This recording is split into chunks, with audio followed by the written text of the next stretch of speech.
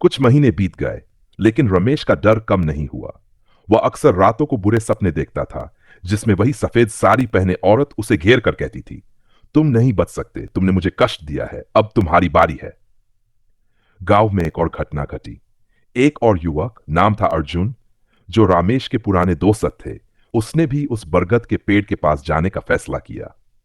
अर्जुन बहुत बहादुर था और वह हमेशा अपनी सच्चाई पर अडिग रहता था। उसे लगता था कि यह सारी बात सिर्फ डर फैलाने के लिए है। अर्जुन ने एक रात तय किया कि वह इस डर को खत्म करेगा। रात के अंधेरे में वह पेड़ के पास गया और वहां एक जलता हुआ दीपक रखा। जैसे ही दीपक जलने लगा, अचानक हवा का एक तेज झोंका आया और दीपक बुझ गया। अर्जुन ने यह समझा कि यह बस प्राकृतिक कारण था, लेकिन फिर से उसे महसूस हुआ कि कुछ अजीब हो रहा है। तभी एक आवाज आई, तुम नहीं जा सकते, तुम सभी ने मेरी आत्मा को शांति नहीं दी और अब तुम्हें इसकी कीमत चुकानी होगी। अर्जुन ने पलटकर देखा और वही सफेद साड़ी वाली औरत, कमला की आत्मा, उसके सामने खड़ी थी। उसकी आंखों में जलते हुए अंगारे थे और उसकी सांसों से बर्फीली ठंडक फैल रही थी। अर्जुन के शरीर में जैसे बर्फ जम गई हो, वह बोल नहीं पा रहा था। कमला ने धीरे धीरे अपनी औरत वाली चीख छोड़ते हुए कहा, तुमने मेरी आवाज नहीं सुनी, अब तुम मेरे साथ चलोगे। अर्जुन का दिल जोर से धड़कने लगा और वह डर के मारे चिल्लाया, मुझे छोड़ दो। लेकिन उसकी आवाज में कोई ताकत नहीं थी। कमला ने उसे अपनी ओर खींच लिया और उसे पेड़ के नीचे खींचते हुए उस जगह की ओर ले गई जहां उसकी आत्मा को दुख और दर्द झेलने की सजा दी गई थी। अर्जुन की चीखें देर रात तक सुनाई देती रही, लेकिन अगले दिन जब गांव वाले वहां पहुंचे तो अर्जुन का कोई पता नहीं था। सिर्फ वही सफेद साड़ी और कमला की गहरी चुप्पी गांव की यादों में समा गई थी।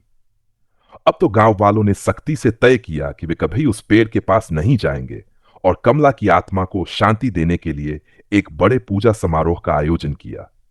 तब से उस पेड़ के आसपास की जमीन को अपवित्र मान लिया गया और कमला की आत्मा के बारे में लोगों में एक गहरी खौफनाक चुप्पी फैली रही।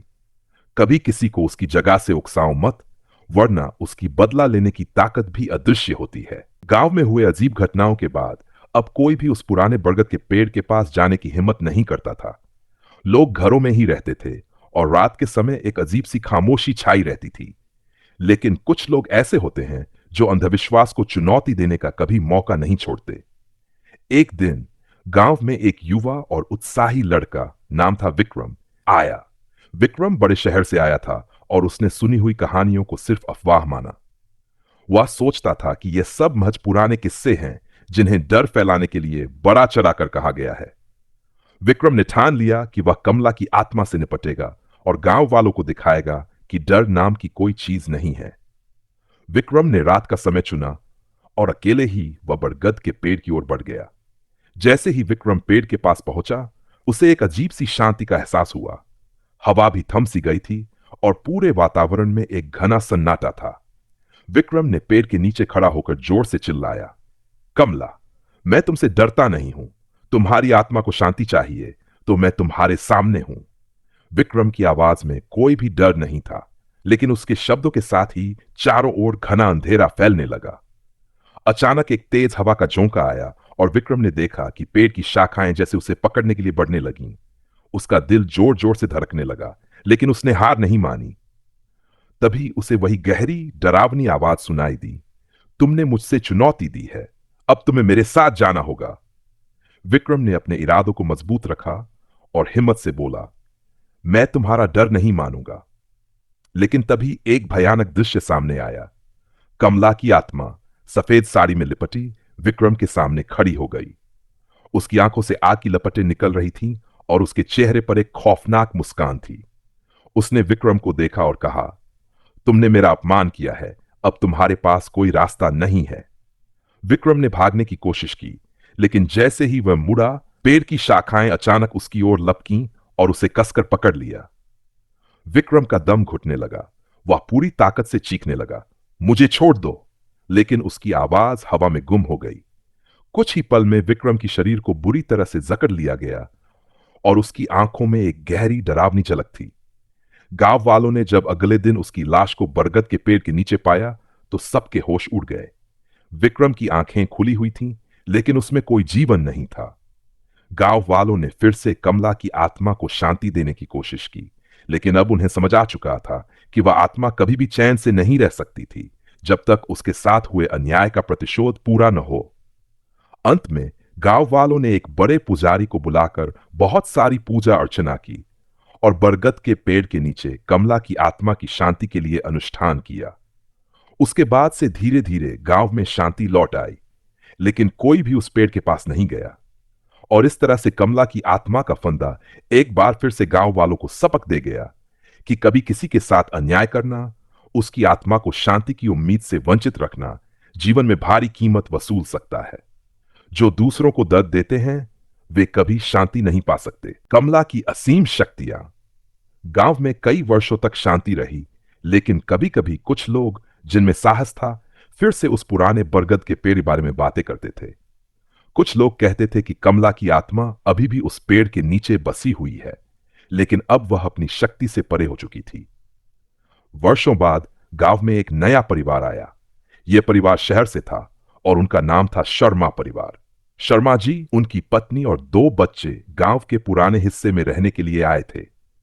शर्मा जी के बेटे प्रवीण ने सुनी हुई कहानियों के बारे में अपने दोस्तों से सुना। उसे यह सब बहुत ही रोमांचक लगता था। वह विश्वास करता था कि ये सभी बातें बस पुराने डर और अफवाहों से ज्यादा कुछ नहीं हैं। एक दिन उसने अपने दोस्तों को बताया, मुझे तो लगता है कि यह सब सिर्फ बकवास है। अगर हम उस पेड़ के पास जाएं तो हम देख सकते हैं कि कुछ भी नहीं है। दोस्तों ने बहुत समझाया, लेकिन प्रवीण अपनी जिद पर अड़ा था। एक रात उसने तय किया कि वह अकेले ही उस पेड़ के पास जाएगा और कमला की आत्मा को चुनौती देगा। रात के अंधेरे में प्रवीण अकेला उस बरगद के पेड़ की ओर बढ़ने लगा। जैसे जैसे वह पेड़ के करीब आता गया, उसे महसूस हुआ कि हवा ठंडी और घनी होती जा रही थी। अंधेरा भी जैसे घेरने लगा था, लेकिन प्रवीण ने अपने डर को नकारते हुए कहा, क्या तुम्हारे पास कुछ है तो दिखाओ। अचानक चारों ओर से एक भयानक गूंज सुनाई दी और प्रवीण को लगा जैसे पेड़ की शाखाएं उसे पकड़ने के लिए बढ़ रही थीं। एक अजीब सी आवाज गूंज उठी, तुमने मुझे फिर से चुनौती दी है, अब तुम भी मेरा हिस्सा बनोगे। प्रवीण के शरीर में जैसे बर्फ की परत जम गई थी। तभी वह देखता है कि कमला की आत्मा सफेद साड़ी में लिपटी उसके सामने प्रकट हो जाती है। उसकी आंखों में अब सिर्फ आग ही आग थी। कमला की आवाज गहरी और ठंडी थी, तुमने मेरी शक्ति को चुनौती दी है, अब मैं तुम्हें अपनी तरफ बना दूंगी। प्रवीण डर से कांपने लगा, लेकिन उसने भागने की कोशिश की। वह जितना भागता उतनी ही तेज आवाजें उसके कानों में गूंजने लगती। पेड़ के नीचे अचानक से तेज आंधी शुरू हो गई और वह समझ गया कि कमला की आत्मा अब किसी से भी नहीं डरती। कमला ने अपने नाखूनों को बढ़ाया और प्रवीण को एक जोरदार धक्का दिया। प्रवीण गिर पड़ा और उसकी आंखों में डर की झलक साफ दिखाई दे रही थी। वह चीखा, मुझे छोड़ दो, लेकिन उसकी आवाज सुनाई नहीं दी। अगली सुबह गांव वाले जब उस पेड़ के पास पहुंचे तो पाया कि प्रवीण का शरीर पेड़ के नीचे पड़ा था। उसकी आंखें खुली हुई थी और चेहरा डर से विकृत था। उसके शरीर में कोई जीवन नहीं था और हवा में एक ठंडी शांति पसर गई थी। गांव वालों ने फिर से कमला की आत्मा को शांति देने के लिए एक विशेष पूजा और अनुष्ठान किया, लेकिन अब सबको यह समझ आ गया था कि कमला की आत्मा का फंदा केवल उसी पर असर डालता है जो उसके साथ किए गए अन्याय को नजरअंदाज करता है। गांव वालों ने फिर से वह बरगद का पेड़ घेर लिया और एक चेतावनी के रूप में उन्होंने पेड़ के आसपास के क्षेत्र को पवित्र घोषित कर दिया। अब कोई भी उस पेड़ के पास नहीं जाता था और कमला की आत्मा को शांति देने के लिए हर साल विशेष पूजा की जाती थी। जो दूसरों के साथ क्रूरता करते हैं, उनका पीछा करने वाली आत्माएं कभी चैन से नहीं रह पाती।